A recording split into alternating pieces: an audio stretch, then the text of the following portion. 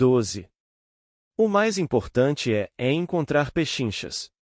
As melhores oportunidades são geralmente encontradas naquilo que a maioria das outras pessoas não faz.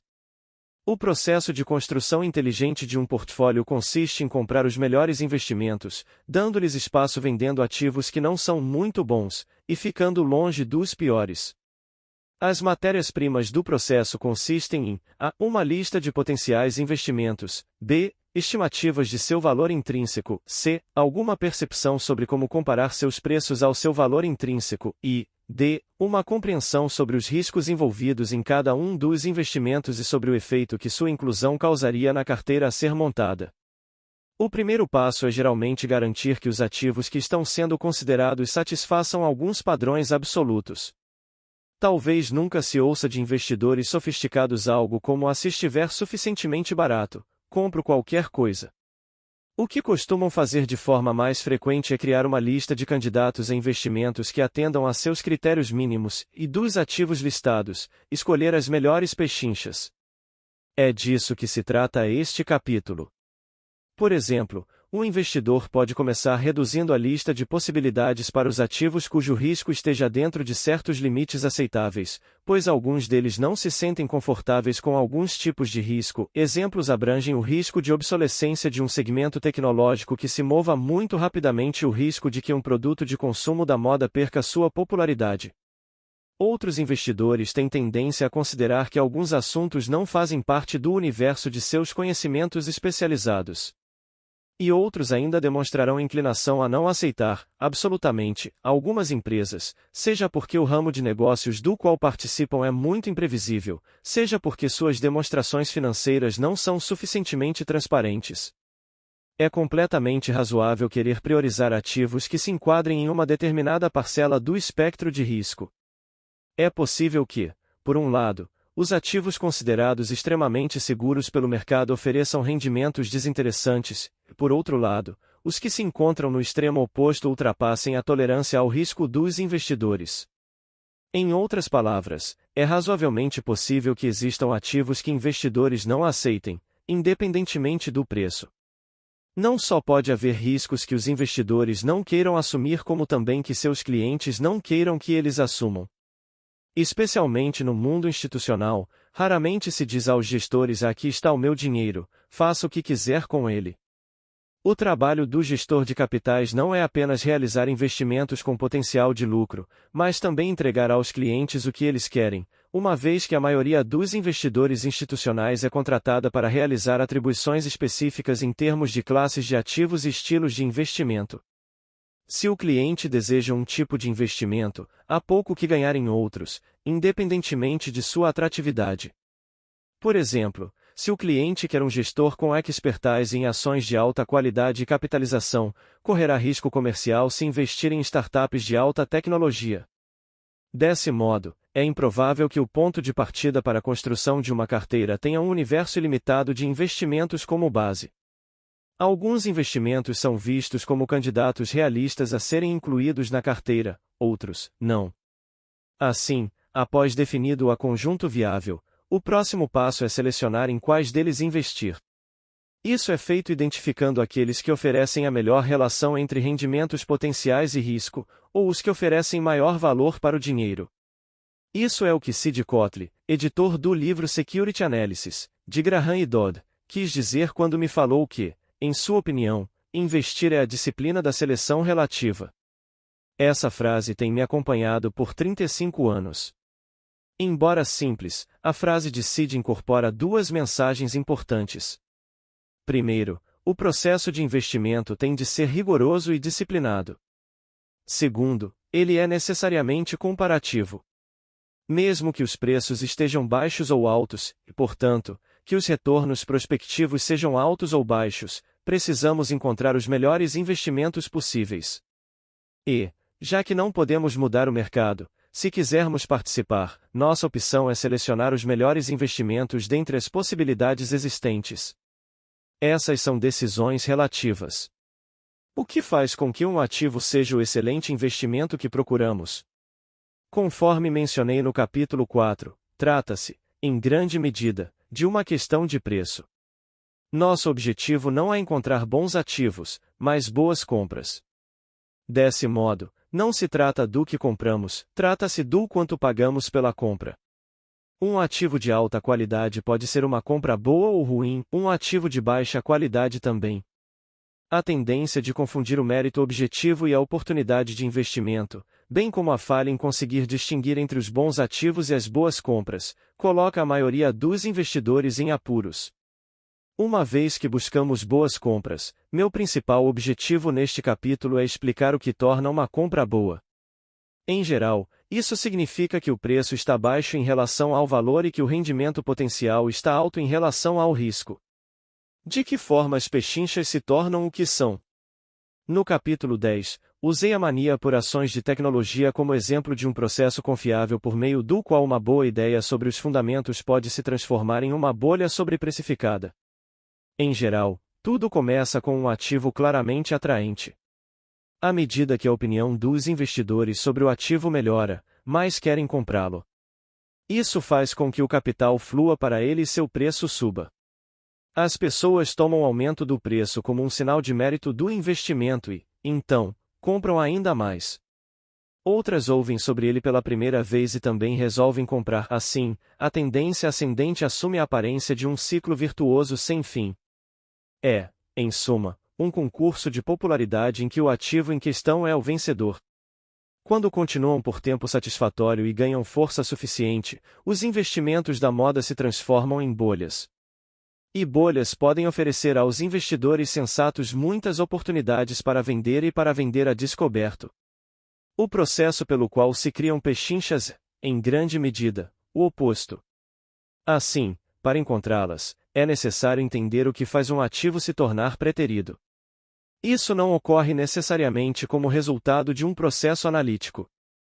Na verdade, grande parte do processo é anti-analítico, o que significa que é importante pensar sobre as forças psicológicas por trás dele e sobre as suas mudanças de popularidade. Então, o que torna o preço baixo em relação ao valor e o retorno alto em relação ao risco? Em outras palavras, o que faz o preço de venda de um ativo ser menor do que deveria ser?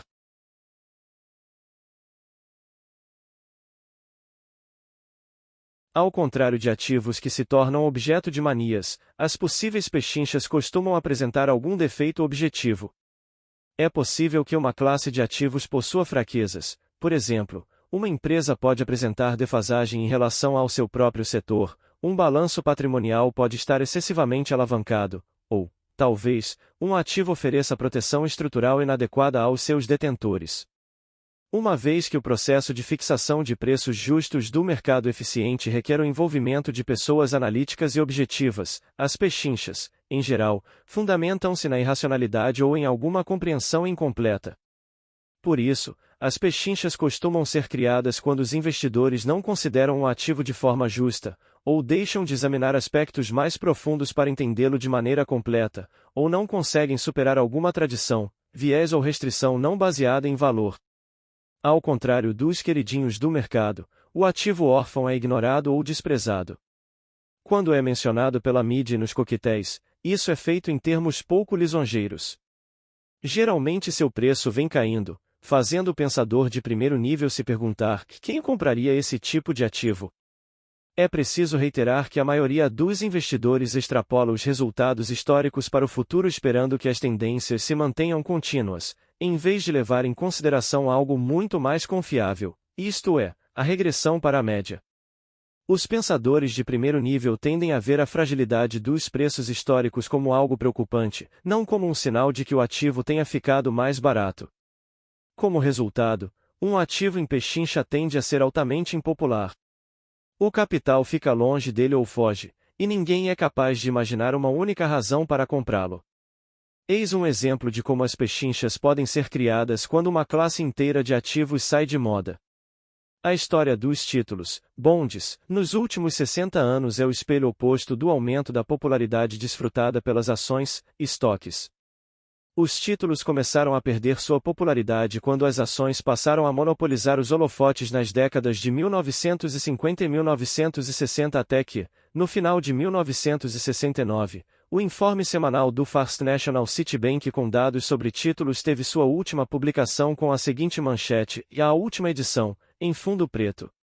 Os títulos foram dizimados no ambiente de altas taxas de juros dos anos 70, e mesmo que as taxas de juros tenham sofrido constante diminuição durante as décadas de 1980 e 1990, os títulos não tinham fôlego para enfrentar os enormes lucros das ações. Na segunda metade da década de 1990, qualquer investimento em títulos em vez de ações era visto como uma âncora que restringia a rentabilidade de qualquer carteira. Presidi o comitê de investimentos de uma instituição sem fins lucrativos e pude testemunhar uma organização irmã de outra cidade, que sofria há anos com um mix de títulos e ações de 80% e 20%, respectivamente, passar a investir somente em ações. Imaginei um investidor institucional típico dizendo o seguinte: uma pequena parte de nossos investimentos está alocada em renda fixa. Não sei dizer por quê. Trata-se de um acidente histórico. Meu antecessor criou isso, porém seus motivos ficaram perdidos no passado. Agora estamos revisando nossas participações em títulos com o objetivo de reduzi-las. Embora o interesse pela compra de mais ações tenha permanecido baixo durante a década atual, aplicou-se pouco dinheiro nos títulos de alta qualidade creditícia. A queda contínua da popularidade dos títulos foi causada, entre outras coisas, pela decisão do Fed de Greenspan de manter as taxas de juros baixas para estimular a economia e combater choques exógenos, como o pânico do bug do milênio. Os títulos do Tesouro dos Estados Unidos e os de alta qualidade creditícia rendiam entre 3% e 4%, por isso, não geravam muito interesse de investidores institucionais que buscavam obter rendimentos de 8%. Como o processo descrito anteriormente durou um período suficiente e os investidores reduziram suas participações, os títulos já estavam posicionados para obter rendimentos ótimos. Bastou uma mudança no ambiente, e foi gerado um aumento do anseio por segurança em relação ao potencial de lucro. E, como geralmente acontece depois que um ativo é valorizado por um tempo, os investidores, de repente, perceberam o atrativo dos títulos e notaram que não detinham uma quantidade aceitável desses títulos. Esse é um padrão que costuma gerar lucros para aqueles que descobrem isso antes dos outros. Os ativos com preços razoáveis nunca são nosso objetivo, já que é razoável concluir que eles geram apenas retornos justos para o risco assumido. E, claro, os ativos sobreprecificados não nos fazem nenhum bem. Nosso objetivo é encontrar ativos que estejam subprecificados. Onde devemos procurá-los? Um bom lugar para começar é entre as coisas que são pouco conhecidas e não totalmente compreendidas. São fundamentalmente questionáveis à primeira vista. São controversas, impróprias ou assustadoras. São consideradas inadequados para carteiras respeitáveis. Não são apreciadas, são impopulares e não são adoradas. Possuem um histórico de retornos ruins e, recentemente tenham sido objeto de desinvestimento, não de acumulação. Para resumir tudo em apenas uma frase, eu diria que a condição necessária para a existência de pechinchas é que a percepção seja consideravelmente pior do que a realidade. Isso significa que as melhores oportunidades são geralmente encontradas naquilo que a maioria das outras pessoas não faz. Afinal, quando todos se sentem bem com algo e estão felizes em participar, o preço, certamente, não será uma pechincha. Em 1978, quando saí do segmento de pesquisa de renda variável, Equity Research, do Citibank e passei para a gestão de carteiras, tive a sorte de ser convidado para trabalhar com classes de ativos que atendiam a alguns ou a todos esses critérios. Meu primeiro trabalho foi em ativos conversíveis. Ainda era um mercado muito menor e mais subestimado do que o é atualmente. Já que esses ativos ofereciam aos investidores tanto as vantagens dos títulos quanto as das ações, eles eram emitidos apenas como último recurso por empresas fracas e sem alternativas, como conglomerados e companhias ferroviárias e aéreas. Os principais investidores achavam que esse mercado trazia complexidades desnecessárias. Se as pessoas querem ativos com as características dos títulos e das ações ao mesmo tempo, podem questionar que por que não comprar alguns títulos e algumas ações? E se a empresa lhe agrada, por que não comprar as ações e receber seus rendimentos integrais, em vez de investir em um veículo híbrido e defensivo. Bem, sempre que a todos acreditam que algo não tem nenhum mérito, é razoável suspeitar que esse objeto não seja apreciado, que ninguém o queira e, portanto, que seu preço esteja possivelmente subestimado. É por isso que um artigo da Business Week, de 1984, sobre mim trazia a seguinte frase: "E homens de verdade não compram ativos conversíveis, por isso medrosos como eu conseguem comprar barato." Em 1978, me pediram para criar um fundo de títulos de alto rendimento. Esses títulos de baixa classificação, onerados com o apelido desagradável de títulos especulativos, ou, em tradução literal, títulos podres, ficavam aquém da exigência mínima da maioria das instituições de investimentos, isto é, não chegavam a ser avaliados com a grau de investimento ou melhor ou nota A ou melhor. Os títulos especulativos podem se tornar inadimplentes, então, como poderiam ser ativos apropriados para os fundos de pensão ou dotações de universidades? E se um fundo comprasse um título de uma empresa com grau especulativo, com risco de calote, e ela quebrasse? Como os administradores poderiam escapar do constrangimento e da culpa por ter feito algo que, antecipadamente, sabiam ser arriscado? Uma boa pista para o potencial desses ativos poderia ser encontrada na descrição que uma agência de classificação oferece para os títulos com classificação de risco AB. A, em geral, não possuem as características de um investimento desejável. Neste momento, o leitor deve estar se perguntando como alguém é capaz de reprovar toda uma possível classe de investimentos sem fazer qualquer referência ao preço. A história que se seguiu sobre esses títulos mostra que, a, se ninguém possui algo, a demanda pelo objeto, e, portanto, o preço, só pode subir e, b, ao deixar de ser tabu e tornar-se minimamente tolerado, pode oferecer um bom rendimento. Finalmente, em 1987, meus sócios Bruce Carr e Sheldon Stone vieram até mim com a brilhante ideia de criar um fundo para investir em títulos de dívida de empresas em dificuldades, distressed debt. O que poderia ser mais impróprio e menos respeitável do que investir em títulos de empresas falidas ou que estejam nesse caminho? Quem investiria em empresas que já demonstrassem sua falta de viabilidade financeira e a debilidade de sua gestão? Como alguém poderia investir de forma responsável em empresas em queda livre? Claro que, dada a forma como os investidores se comportam, qualquer ativo que seja considerado pior em determinado momento tem uma boa probabilidade de ser o mais barato. Não há sinonímia necessária entre pechinchas e alta qualidade. Na verdade, as coisas tendem a ser mais baratas quando a baixa qualidade dos ativos afasta as pessoas. Cada uma dessas classes de ativos satisfazia a maioria dos critérios listados anteriormente neste capítulo. Eram pouco conhecidas, não eram compreendidas nem respeitadas. Ninguém tinha algo bom para dizer sobre esses ativos.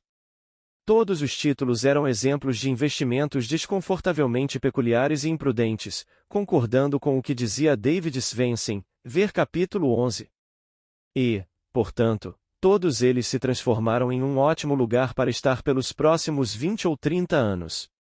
Espero que esses exemplos de grande escala lhe deem uma boa ideia de onde as pechinchas podem ser encontradas. Uma vez que as pechinchas oferecem valor a preços injustificadamente baixos e, portanto, razões incomuns entre retorno e risco, pode-se dizer que representam o santo graal dos investidores.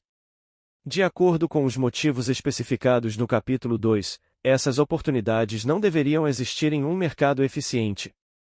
No entanto, tudo na minha experiência me diz que, embora as pechinchas não sejam a regra, as forças que deveriam eliminá-las muitas vezes não o fazem. Somos investidores ativos porque acreditamos que podemos vencer o mercado, identificando as melhores oportunidades. Por outro lado, muitas das oportunidades especiais a que nos oferecem são boas demais para serem verdadeiras, e evitá-las é essencial para se obter êxito nos investimentos. Assim, como acontece com tantas outras coisas, é preciso equilibrar o otimismo que leva alguém a se tornar um investidor ativo e o ceticismo que emerge da hipótese dos mercados eficientes. É óbvio que os investidores podem cometer erros por alguma fraqueza psicológica, um erro analítico ou a recusa de pisar em solo desconhecido. Esses equívocos criam pechinchas para os pensadores de segundo nível, capazes de enxergar as falhas dos outros.